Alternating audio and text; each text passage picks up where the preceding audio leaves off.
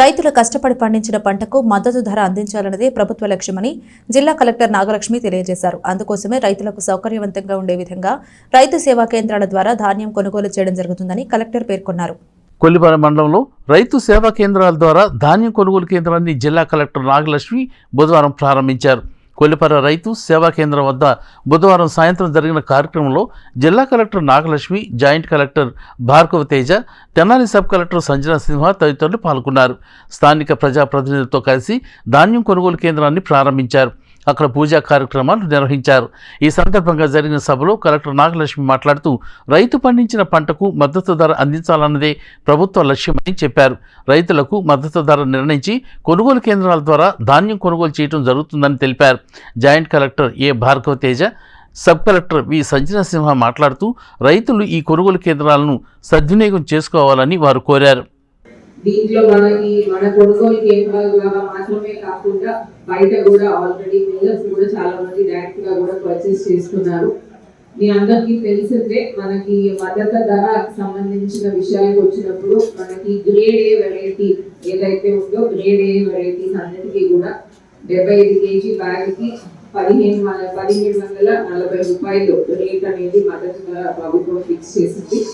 అలాగే common variety వచ్చినప్పటికీ ఏదైతే సాధారణ ఉంటుందో ఆ వెరైటీ వచ్చినప్పటికీ దానికి 75 kg బ్యాగ్ కి దాదాపు 1725 రూపాయలు బ్యాగ్ అనేది మద్దతు ధర ప్రభుత్వం నిర్ణయించింది.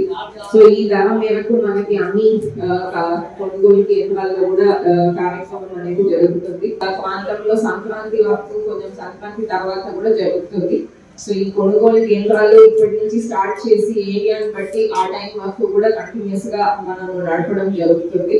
అండ్ ముందే మాట్లాడినప్పుడు చెప్పినప్పుడు మనకి రన్నింగ్స్ కానీ, సో మీరు సపోజ్ నాది రెడీగా ఉంది ఇంకొక 2-3 రోజుల్లో వస్తాను అని ఇవాళ నమోదు చేసుకున్నట్లయితే ఇక్కడ నుంచి సిబ్బంది వచ్చి మీ దగ్గర తేమ శాతం అదంతా చెక్ చేసుకొని ఓకే మీరు 2-3 రోజుల తర్వాత తీసుకోండి షెడ్యూల్ చేసి అపాయింట్మెంట్ డేట్ టైం అంతా కూడా ఇవ్వడం జరుగుతున్నట్లయితే సరిపోతుంది. అండ్ కొంతమంది రైతులు కూడా డౌట్స్ అడిగారు. గతంలో ఉన్నట్టు మనకి ఏ రైస్ మిల్ ఆ రైస్ మిల్ అంటే ఆప్షన్ లేకుండా సిస్టమ్ ట్యాగ్ చేసే టైప్ లో కాకుండా ఈసారి మనకి ఎవరైతే రైస్ మిల్స్ అందరూ కూడా మనకి డీడీ కట్టున్నారో వాళ్ళందరినీ కూడా మనకి అక్కడ డిస్ప్లే అవుతుంది. మరి ఈ సంవత్సరం కూడా ఇక్కడ నుంచి మొదలు పెట్టడం చాలా సంతోషంగా ఉంది. పౌర సరఫరాల శాఖ ద్వారా రైతులు ధాన్యం ఏదైతే ఉందో దాన్ని హార్వెస్ట్ చేసిన వెంటనే ఎటువంటి ఇబ్బంది లేకుండా వారి పొలం వద్దనే వారి రైతు సేవా కేంద్రం దగ్గరనే వారి ఊర్లోనే ధాన్యాన్ని కొనుగోలు చేస్తూ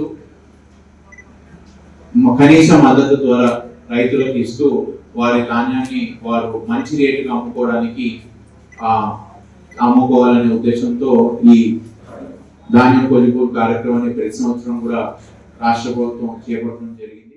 ఈ రోజు ఇక్కడ ఈ సభ పెట్టడం మా ఉద్దేశం. సో అందుకని మాయిశ్చర్ కంటెంట్ మరియు అలానే వివిధ అంశాలను పరిగణనలో తీసుకుని ఎట్టి పరిస్థితుల్లో వాటి పారామీటర్స్ ని మీట్ అయ్యి ప్రొక్యూర్మెంట్ చేయడం జరుగుతుంది. అలాగే వేరే మనకు ఆల్రెడీ తెలుసు రైతు సేవా కేంద్రాలు ఉన్నాయి, విలేజ్ అగ్రికల్చర్ అసిస్టెంట్స్ ఉన్నారు. సో ఈ క్రాప్ బుకింగ్ తర్వాత షెడ్యూల్ వస్తుంది, మీకు టెస్టింగ్ అవుతుంది.